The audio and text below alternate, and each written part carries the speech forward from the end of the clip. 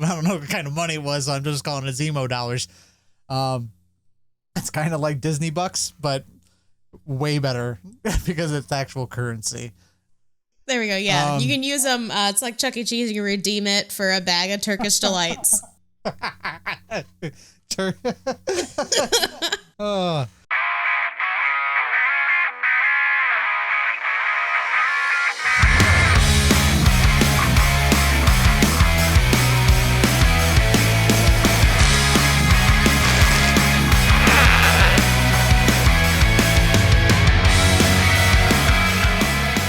What's up, everybody? Tony here from Kapowcast, and we are bringing you yet another recap of another episode of The Falcon and the Winter Soldier exclusively from Disney+.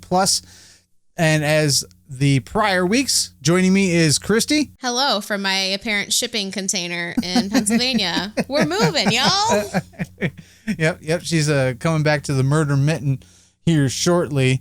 As always, if you haven't yet, make sure to subscribe, follow, do whatever you need to do on any of the platform that you are watching or listening. Sorry, podcast listeners. I obviously have been ignoring you, and I gently remark myself to be an idiot every time I am editing this stuff. So if you are listening, hit that follow, that download button, anything that you need to do to make sure that you don't miss an episode of us.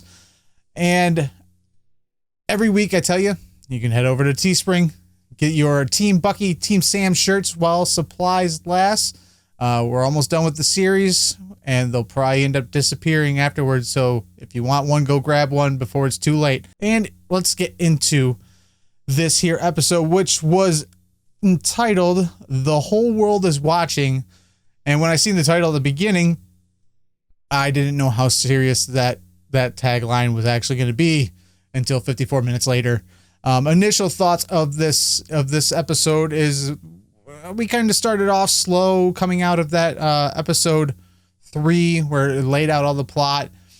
Not much was happening in the first 20 minutes, and then all of a sudden everything went off the rails. Everything got wild again, and I was just like, oh, everything happens in the last 20 minutes. But all in all, things were crazy, man. They were nuts, and I was losing it by the end of it. Absolutely an emotional roller coaster. As soon as I had calmed down from the last thing that happened over the last probably half hour of the episode, I immediately had my blood pressure spike again. So I think I'm going to have to send my medical bills to Disney Plus because I don't think my heart can handle much more of this. And the way that this episode set it up, these next couple of episodes are going to be even worse, maybe? I am not ready for it. There's a lot of heavy stuff that happened in this episode, man. And it was another episode that it came to the end of the episode and the screen went black and I went, no, like, why? And I can honestly say that, like, with WandaVision, there were not multiple moments where the show had ended and I was like, no, I want more. Like, I was kind of like, darn it.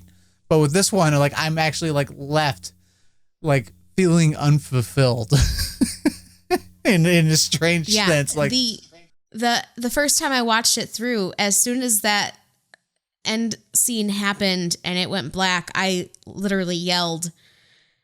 I just, I'm so mad this is where we're at. And there's no end credit scene to even wrap anything up or lead us to where it's going to go from here. It's just, we're just here. This is it. So I'm glad you brought that up. The thing with WandaVision was, like, the episode would end, it would do its like fancy in titles and everything, and then when you hit the black screen white lettering, it would shrink the screen almost immediately and give you the preview of like, hey, go watch this now. They seem to have caught on that most of us have like realized when it didn't shrink down, and they leave it big up until like halfway through the black screen white lettered credits. And I sit there the whole time until it gets small again, because I'm like, something might happen. They might have a mid-roll like scene and I'm going to miss it if I walk away. Like dude, it's a dog and pony show. Marvel has trained us. They've had us going since 2008 to like wait till the end of the credits, and like it's their stick now. Yeah, first they had it where movie theater ushers would absolutely hate them because they had to wait till the very end to clean. And now they just have us sitting in our homes with nothing else to do, just staring at some rolling text. They've got us. I was probably one of the few ushers that, like, when people were getting up, I was like, no, what are you doing? It's not over yet. There's something else. Like, you should probably stay and watch this. Yeah. If people would walk out, I would just be like, you're gonna want to go back in there. all my usher worker friends were just like, why do I gotta work with Tony? Like, can't he like not work closing shifts when Marvel has a new movie, because he's always telling people to stick around? Like, I just want to go home. And I'm just like, it's like 2 in the morning. You need to see this. I work in the morning. I don't care, but you need to see this ending. Like, you can't leave. You have to see it. So let's get this rolling with our top 5 moments of this here episode. Moment number 1, Turkish Delight. Now, this is probably, it happens within 15 minutes of the episode, but for our recaps, it really hasn't taken that long to hit that very first moment in what we feel as like a pivotal moment. But the Turkish Delight, obviously we're talking about Zemo and how he essentially pays off a bunch of kids to find out the area in which the funeral is that him and Bucky and Sam are looking to, I guess, for lack of better words, crash. And he's going up and he's singing that, was it Baba Black Sheep? Was that what it is? Yeah. Yep. Yeah, that's what it was. Little Baba Black Sheep, have you any wool? Yeah, which was like, it gave off this super creepy vibe. Like, I don't know if I was the only one, but super duper creepy. Like, I'm like, I don't know if this is like the tone you really want to take. There's kids around. You got candy. And a trench coat with a fur collar. It's not a good look. It's not a good look. So he ends up, after Bucky and Sam failing miserably to get the location of this funeral where they can find Carly, by bribing some kids with some candy. And it kind of just shows that even with his hands tied behind his back, Zemo is still calling the shots. Like, he's letting Bucky and Sam know, like, he's letting Bucky and Sam think they're in charge, but really, like, Zemo is holding the leash and is guiding them through this path that they have to go. And it's insanity. Like, I just sit there in complete awe of Zemo and like how he's handling this whole situation, because like he could handle it a bunch of different ways. He could talk shit the whole entire time, but he doesn't. Like, he pretty much is just like, yep. Mm-hmm. That's exactly it. Yeah. He just bides his time. And I mean, calling back to a little bit earlier in the episode, there's a scene where, of course, starting off, Wakanda's coming for Zemo. So he's got that going. He's got 8 hours left before Wakanda does whatever they're going to do. And then there's also a scene where Bucky gets real pissed at Zemo and goes in like he's going to beat his ass. But Sam's like, yo, you don't want to do that, because, you know, he's just going to like exploit you and then just do his stupid little head tilt. So... and he's so right. He's so right. Zemo just pushes you to the edge and then uses that reaction and all the stuff he has on you against you. And he's a master at it. And Zemo, after that little interjection with Bucky, like lets out this like sigh of relief. Like, he was actually kind of worried that Bucky might break his arm, like, or do something terrible to him. He trained the Winter Soldier. He was like, listen, I know what you're capable of, and I know you're supposedly past it, but maybe I'll bring it back. Yeah, I'm pretty sure there's something still in there that you'll have no issues just beating the living crap out of people. So moving on to our number 2 moment. A little bit of I would say a little bit of a lighter moment is Sam's meetup with Carly. This for me was like, it's exploring that side of Sam that we don't get to see past the action.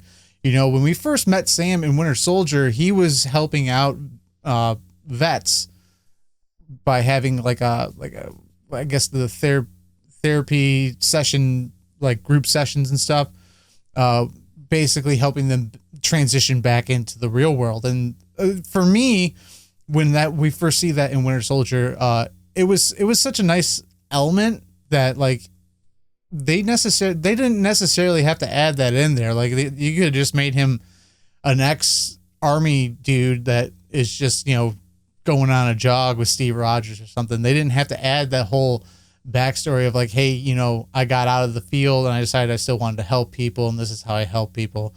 But he really kind of hits it home here and says, listen, let me talk to her. Let's see if I can't talk her down. And we see Walker's definitely not with that plan. He just wants to go in and start busting heads. And thank God, this is kind of a turning point for me in this episode, but thank God Battlestar's there. As Battlestar kind of sides with Sam, saying, you know, if he thinks he can talk him down, like, let's try it. Like, it might be the best avenue. Yeah, and I mean, going back to Sam helping the vets in Winter Soldier, I think that, I mean, Marvel loves to play the long game, right? So I think that they're setting this all up to display why Sam is the proper person to hold the Captain America title and to take up the mantle of that, because he's not just somebody who's there to help as his job. That's who he is to the core. He's always there to help the people around him, to provide resources, and to make sure that, you know, people are doing the best that they can do. He brings out the best in others. And I think that that's a key thing that they're trying to display throughout the entire MCU, that he's more than just Captain America's sidekick. He's a fantastic human being at heart.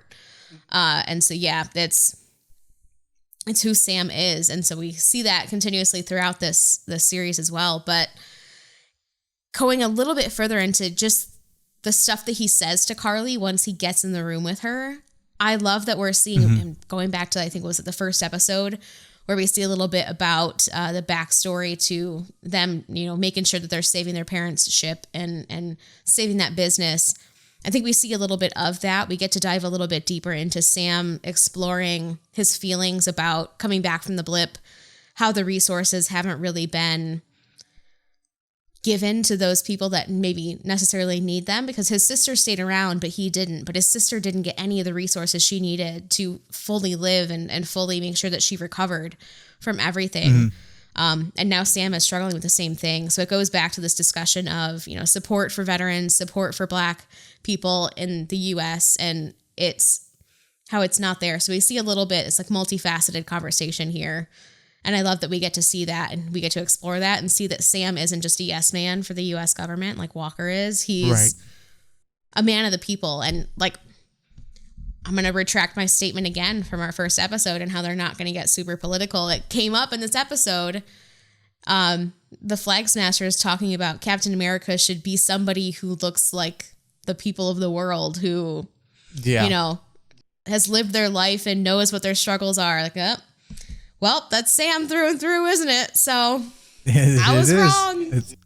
It's exactly it. And I just hear those like people just going, oh, great, here we go again with this stuff. And it's like, even with those guys, even with those people that are like, I can't stand how they're just cramming this down their throat. Like, they're doing exactly what they plan to do.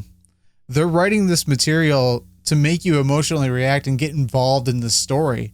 You know, you're not just watching a TV show. Like, it makes you feel like you're in there, like you're in the universe, like you're having an emotional response to Carly saying, you know, I'm not an extremist. Like she goes on to saying, you know, all the people that run these corrupt bureaucratic companies, those are the people that we're going after, you know, the people that are not giving us the supplies that we need to live. Like, they're the enemy. I don't care. Like, you're not the enemy, Sam. Like, and everybody that like that, you know, you guys are not the enemy. Like, I just want to help my people out, but I've been pushed to this point. I personally, like, I'm just sitting here as a comic fan going, God, this is good storytelling. Yeah, that is similar to that, but I don't give a crap. Like, I'm enjoying the ride. I'm here for the enjoyment. Like, I've been waiting all my life for this kind of aspect. Yeah, and it goes into, I mean, they write about the human experience, and it's not something that is limited to just the last year and a half. I mean, this stuff has been going on for decades. And if you think about it, this was filmed in 2019, before the last year and a half, before the pandemic started, before any of the riots, before any of that political stuff that people are tying to it. Mm-hmm. But it's still universal. I mean, it's sad that is the human experience, but it is, and they get you real good. So it is what it is.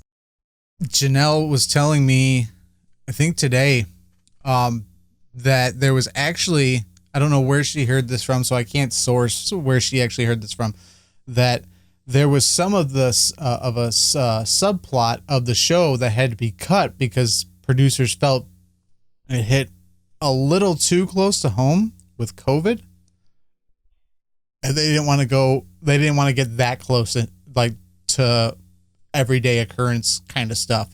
Like, it wasn't something like, oh, so and so died from COVID, but it was more like so and so died from this outbreak, and that's why the vaccines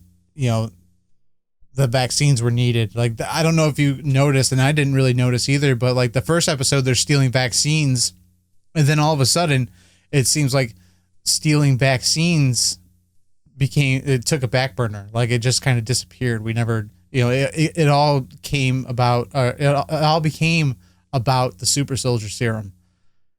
And I was like, yeah, I guess like that's true. Like, the whole vaccines and stealing vaccines kind of like just boop, disappeared. We didn't care about the vaccine anymore. It was all of a sudden the super soldier serum. We're after the super soldier serum. Yeah, I mean, that, and it kind of felt like they were just like, oh yeah, it's a vaccine they're taking. Like, there wasn't really a whole lot of backstory to it. So I'm wondering if it was like the lead up to it and explaining the situation, a little bit more of the political side of like providing support and not providing support for certain groups. If we missed that because they were like, oh wait, we're in a pandemic. We can't write in a pandemic for this. This is too much. Yeah. I mean, I really don't know. And I guess we'll never know. Wait, hold on a second. This is a new thing on the internet, right? Hashtag release the COVID cut. There we go. We'll get that trending. Oh my goodness. Hashtag release the COVID cut. Moving on to the episode 3 moment, which we are calling Walker versus Wakanda. And I don't know if I even have to elaborate on why that is the title. This sequence had me like, oh, and kind of doing that like hype man stuff in the living room, because like the Wakandan Royal Guard shows up and they're like, hey, we're here for Zemo. Walker starts shooting his mouth off like the hot shot he is. And all of a sudden, dude, I don't know what like was going through his brain. And he was warned by Sam and everything, like, hey, you're better off taking on Bucky than trying to take these guys on. He goes to lay a hand on one of the Royal Guards. Like, I don't even think it was like the head Royal Guard. He just went to go lay a hand and got his ass served to him. And I was just like, oh, damn. I don't understand. It goes back to the fundamental thing that I hate the most about his character is he shows up and thinks that he's the most important person in the room, and he's not. And the fact that he calls himself Captain America and like wants so badly to be an Avenger, but doesn't know anything about like, or at least seems to not know anything about Wakanda, nothing about the Guard, nothing about these people that have shown up. Like, I don't know. I feel like that's basic. Like, Wakanda supported the Avengers so much. Like, we would not be where we're at without Wakanda. And yet he seems like he's just now learning about them. I hate it. I hate him. I hate him so much. It must have been pure justice. And my favorite part was Bucky when Sam was like, maybe we should do something, Bucky. And Bucky was like, yeah, man, looking real strong. Looking real strong. You're looking real swole there, Walker. I died. That was when I knew I'm definitely Team Bucky. Definitely Team Bucky. That was a good one. I laughed. I split a side when he said that. Like I was just like, that is the most snarkiest thing you could pull out in an instance of this matter. So there's some crazy stuff that happens during this sequence, during this fight. There's Bucky ends up stepping in, and this is the thing that stands out in my brain the most is like, so he ends up stepping in, tries to like kind of de-escalate the situation, but they're like, no, like you betrayed us, you broke out Zemo, you're basically, you're with him, you're the enemy. And she does something like puts in the blood code in his shoulder, like just ABACABBA start. And his arm just fucking falls off. And I'm like, did that just happen? Just boop. It's like one of Sid's messed up toys from Toy Story, just putting different parts together. So we're going to see next. He's going to get different accessory arms from Wakanda to use. When he goes to reattach it, man, that technology is like next level. Like, I know it's Wakanda technology, but to see how it like connects onto his torso, I'm like, wow, like this isn't even a cybernetic arm. Like this is some crazy, like next generation Tony Stark would lose his mind kind of technology. And he does that Winter Soldier whip, which, I wish he would do that more often. I don't know what it is about it, but like just walking around, just walking like he's ready to start to do battle, and just like that's his gear up, because like I don't know, it's like the sound effect, the action, and like just his attitude on his face when he does it. I'm like, yeah, that's it's kind of like when Iron Man drops the shield, the face shield, like things about to go down, but then it doesn't. The fight's over at that point. He's just trying to get that kink out of his shoulder. That's it. Oh, man. But he's like, ends I'm up, old. I'm 105. God damn. Ends up during this whole battle, sneaky ass Zemo, the little dude, he just boop, skirts away. Oh my God. Skirts away. There's a lot of other stuff that came out of this battle too. We kind of see Walker's pride get hurt like big time. And it's kind of like, for me, it's like the first solid, like shining moment where we see his desperation start to really shine through. Like this dude is so obsessed with being Captain America. Now I'm saying that for a reason. He's so obsessed with being Captain America, not Steve Rogers. Captain America, that symbol, that thing that everybody has like their own definition and own perspective of that shield. You see that turn. Like he says, what does he say? They weren't even super soldiers, and basically they kicked my ass. And it's that like that taste of desperation in his voice. Like, how am I supposed to be in this role without that next step, that next little, you know what I'm talking about. That was, and once again, Wyatt Russell again does a stupendous job at depicting this character, this moment of desperation that we're once again along with Carly, we're seeing this like turn of the other cheek with this character, and it's gonna get, it's gonna get ugly. It's gonna get real ugly real fast, and guess what? It does, because we hit our number 4 moment, which Carly and Sam, they meet up once again. Carly decides to manipulate Sam by calling his sister, which but okay, hold on. So I will say this, after Carly gets off the phone with Sam's sister, there's remorse on her face. Like, she's like, I didn't want to do it, but I had to do it. So they meet up again. Sam's past the talking point. Like, you threatened my family. Now, if this is how you want to play it, this is how you want to play it. Like, I'm suited up, which, by the way, I was constantly wondering the last episode, like, where is their gear? Why have they not suited up at all during anything? So he gets suited up in his Falcon gear. Bucky's in his Winter Soldier getup, which I love the costume designs. I don't know if I've said that in any of our recaps yet, but I actually like how they dulled down Falcons. Like, it's not so loud. It's all kind of like muted and soft toned. A+. I don't know if many people would agree with me on that, but like I like that decision.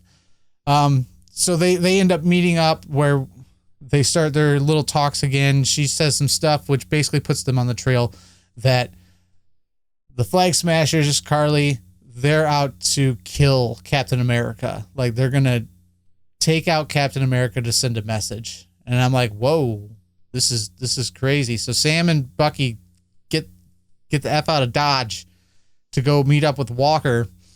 And we hit Walker coming into what I guess he's assuming is the Flag Smashers, like, HQ.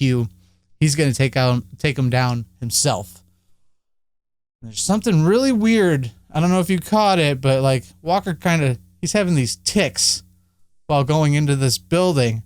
And I'm like, what? Like, I've never seen him do this. Like, this is weird. It's kind of off-putting. Yeah, well, also something we kind of skipped over, going back a little bit into our prior number 3 point there. We find that he scoops up a vial of the serum to keep for himself. And then we have a whole discussion with his friend. Well, I'm really bad at remembering anybody's name. Battlestar? Battlestar, the guy who plays Battlestar. Lamar, there it is. We find out then in this discussion that both of them, without hesitation, would take the serum because they know it would give them a leg up. Yeah. So right. It feeds into this whole discussion of like, oh man, I'm not good enough. I got to be Captain America, like full on. Nope. I can't do this if I'm not a super soldier. So, we get that. And when I saw that, I was like, did he take it? Did he take it? There's going through that whole deal. I'm like, I think he took it. No, I don't think he took it. No, I think maybe he took it. And then what was the part where I was like, oh, nope, he took it. When he jumps out of the window at the end. That's when I thought. That's when you, oh, see, no.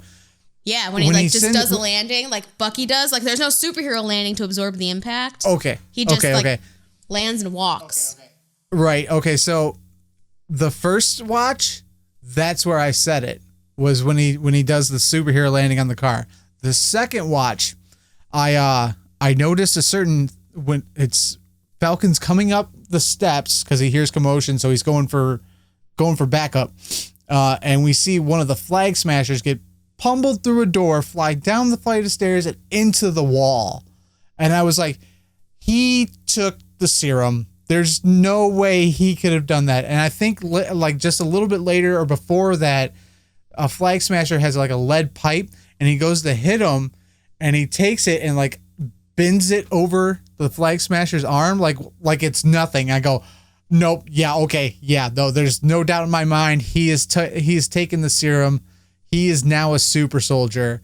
And I think Sam like tagged it right away because Walker walks past him because at this point, like the Flag Smashers have taken Lamar hostage. So they're looking for him.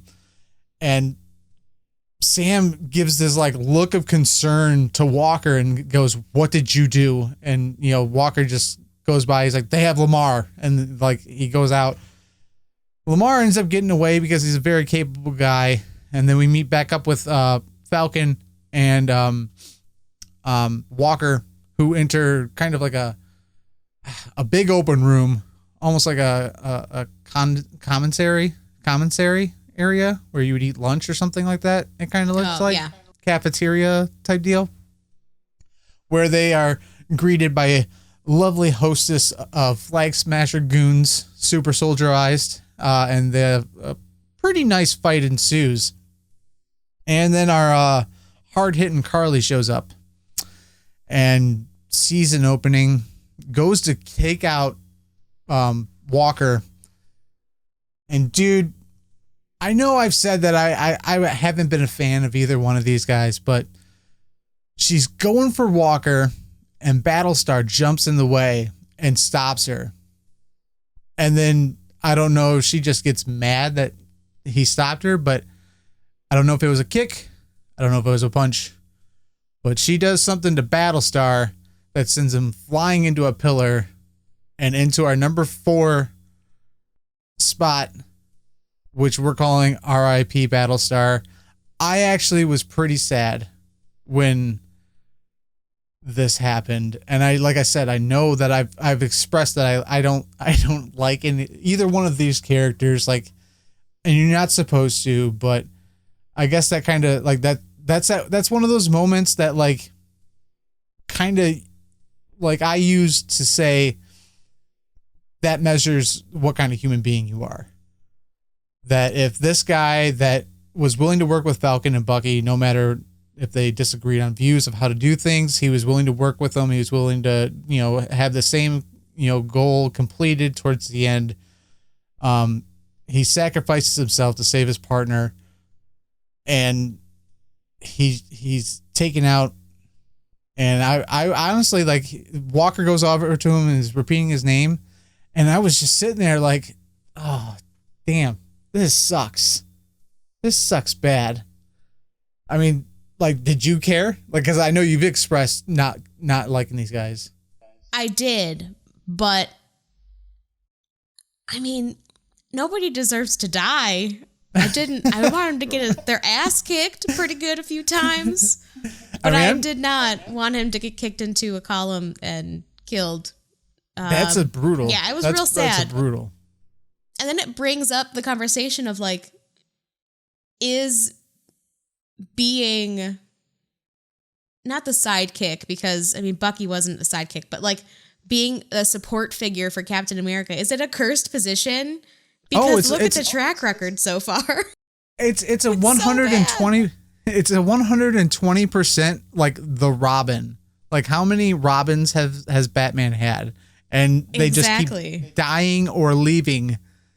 Like, maybe you should stop having a Robin, Like, just don't have a sidekick, because it's not good news.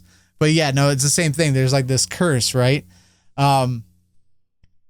So my feeling of guilt and sorrow for Battlestar is short-lived, because my ear caught the swell up of a different instrumental piece, which was incredibly kind of eerie and almost like a harsh toning, like something terrible is about to happen, and which was completely right, because we see Walker, our not so great Cap, and all of a sudden he switches off the humanity portion of him, and he's out for blood, which is our number 5 moment. And he is going after these flag smashers that are booking it out of there now. Like, I'm pretty sure every one of them was like, we just fucked up. We got to get the hell out of Dodge now. And this guy, Walker, he does not care who he gets his hands on. There's one person he wants to, but he doesn't care. He just wants to send a message, essentially. And, dude, like, even talking about this moment, it was a rough moment. And I pride myself on watching gore movies in a horror movie standpoint, but it was just everything building up to that moment is what makes it kind of hard to talk about. Yeah, and even just watching him go after them, like, that he is not going to stop at just capturing them or beating the crap out of them. That it's going to go too far. And, it's gut-wrenching. I hated watching it. It's crazy because it shows you, again, like a bunch of different elements here. It shows you, and when this part hit, I obviously, because we're watching the Falcon and the Winter Soldier, I've been watching the Captain America movies. So I just got done with the first Avenger because Winter Soldier is definitely number one in my book. I started out with the Winter Soldier. Just got done with the first Avenger. And Stanley Tucci, his character, I can never remember the scientist's names, but he says something to Steve Rogers the night before he takes the serum. He says, after tomorrow, it's important to remember to be who you are. Not a good soldier, but a good man. And I was like, there it is. Like, I can't believe that I completely forgot about this moment, but that's the difference. Like Walker is a good soldier. He will do the job and he will complete the mission by any means. But Steve was a good person. Like he wasn't a good soldier. Like in every degree of the matter, like he was a terrible soldier. Then that's not just talking so bad. Like that was the whole point. Is like he's willing to do everything that a soldier needs to do, but he's still doing it for a humanitarian aspect. You know, he's doing it to basically be a good person. And that was always the underlying tone of Steve. It was that, you know, doing it right for doing right. And Walker is not that person. This moment, this instant where oh Jesus, he recreates that moment in Civil War that made me scream out, no, don't do it. It's that same aspect of holding that shield above his head and just bringing it down on the center mass of somebody's chest. And it was two completely different reactions. So like the shot, we see him bring it up, and that was the first thing that I thought about in my head was Civil War, when Steve brings up the shield to bring it down on Tony, but he brings it down to neutralize Tony, to take out the arc reactor, which depowers the suit. And this instant, it was not a, no, Steve, don't do it, don't hurt Tony. It was a, oh my God, he's gonna kill this poor son of a bitch. And he just brings it down. Not once, not twice, but like 3-4 times. And I think, I can't say for sure, but I think this is the first time we've seen that shield in the MCU slated in blood. That's what I was going to ask. Isn't there a comic cover or something that shows the shield with blood on it? It's probably, well, there was the death of Captain America. That one, the shield had blood on it. Okay, maybe that's what I'm calling back then, because it's like, I know I've seen this somewhere. Like, it's not a brand new thing to me, but yeah. Yeah, there's been a couple instances, and I wouldn't be surprised if I tried to look for it, that there wouldn't be a U.S. agent cover of the Captain America line where the shield has blood on it, because, I mean, to kind of address some things that have been said to me, there's a multitude of reasons that I don't sit here every week and exercise what I call my nerd muscle. As we said in episode 1, like Christy is like a casual viewer. She doesn't know a lot about like the great in-depths of the comic lines, where me, I read Winter Soldier, all that stuff. I know a lot of the, like what's happening in the comics, and we're having a discussion. So I'm not going to sit here and go, well, actually, they did this and this and this in the comics, so it's probably going to happen in this sense. I have a great story, and this is like my bragging story. When Winter Soldier was coming out in theaters, I worked with this girl, and she honestly 100% did not know who the Winter Soldier was. Had no clue what the Winter Soldier meant. Me being a comic book guy, I go, oh my God, they're doing the Winter Soldier. They're bringing Bucky back. And she goes, who is the Winter Soldier? Like, you know, and I would say that she enjoyed the MCU. You know, her and her now husband, you know, would go see it on opening weekend every week. And I said, oh man, I don't know. I have no idea who the Winter Soldier is. I have no idea. She goes, you didn't read anything about that? I go, I have zero idea who the Winter Soldier is. And I remember, dude, it was the coolest. She comes into work and she goes, "The Winter Soldier's Bucky." And I go, "I know." And she goes, "Did you know the whole time?" And I go, "Yeah, I knew the whole entire time that it was going to be Bucky." And she goes, "And you didn't tell me? You didn't spoil that?" I go, "No, like, honestly, like, my reveal happened when I read that story arc. When the Winter Soldier came in and we found out that it was Bucky, that was my reveal. I remember reading that and just being jaw dropped, just being in complete awe that Bucky, who's been dead since like World War II, is now returned as a super soldier with a cybernetic arm. So I will never sit here and exercise that nerd muscle for the sake of bragging rights or to demonstrate my knowledge and how much I know, because I'm not a tool. Like, I don't feel the need to ruin somebody else's experience that maybe has not read that story arc or has not read that issue. We're here just having a discussion about this topic, the MCU, this show. So sorry if you're looking for little tidbits and little Easter eggs from this guy, but you're not going to get them with this show. We're discussing the art form of the creativity and the writing of Falcon and the Winter Soldier. We're not discussing the long history of Marvel since 1940, where all this stuff is being derived from. So yeah. Also, with WandaVision, people were doing that, and as we found out, none of it was correct. So we could waste our time talking about all that, but the likelihood of it happening, who knows?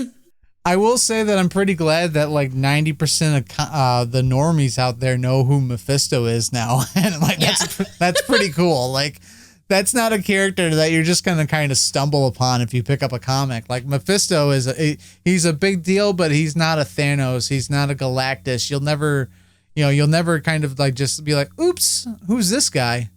Yeah, so, Mephisto and Nicholas Scratch are characters that I learned about a lot when WandaVision came out. So yes, Scratch. Which I was like, oh, well, Sabrina, the Netflix has the rights to the name Nicholas Scratch, so that can't be it. They can't pull that in on Disney Plus. But yeah, no, that's how we close out the show. We close out the show seeing that blood-covered Captain America shield. Just, man, like, and there was, oh man, I don't even know what to expect from the next episode, because like now we're on the Titanic and we just hit that iceberg. Shit's just starting. Like, the shit is just starting. There's so much else that we have to wrap up, but we did forget last week because we were on a time restraint. We will not forget this week, and we will actually tell you last week's MVP for last week's episode 3. MVP for episode 3, Zemo's jacket. We know we forgot. Our bad. Moving on. This week's MVP is Zemo's candy informant, that sweet little girl that helped them out for some candy and then got paid off later with like $500 Zemo dollars. Like, I don't know what kind of money it was, so I'm just calling it Zemo dollars. It's kind of like Disney bucks, but way better because it's actual currency. There we go. Yeah, you can use them. It's like Chuck E. Cheese. You can redeem it for a bag of Turkish delights.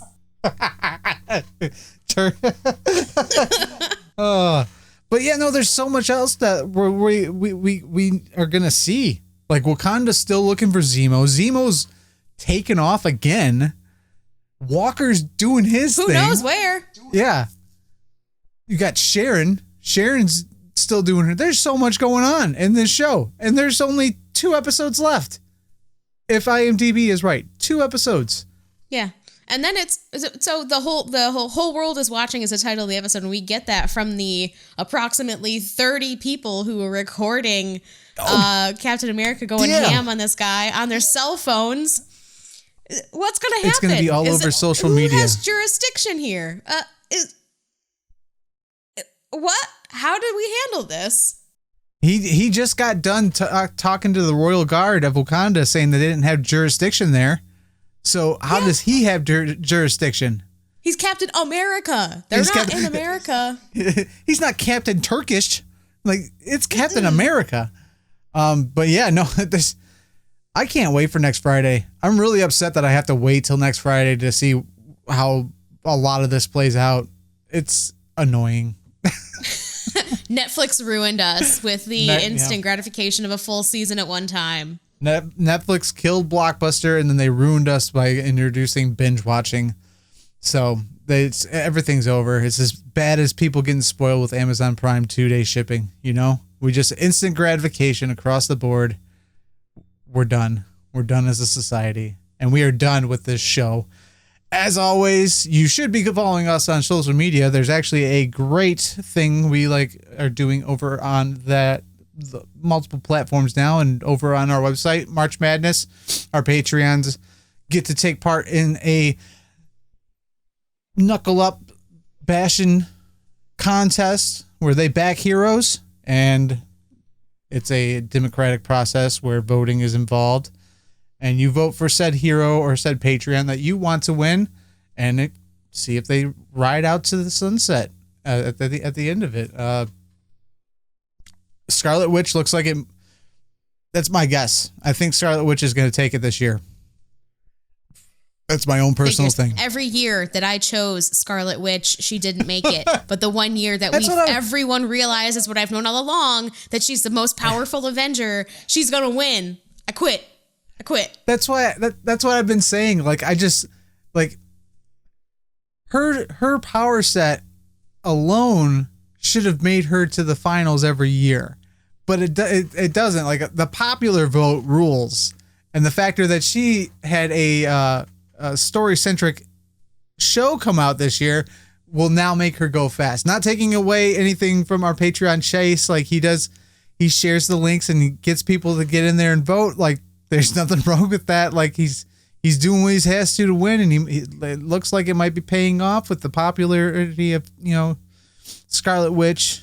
I think, personally, she should have made it further in the past years, but hey, no worries about crying over spilt milk. I tried to tell you guys. I tried.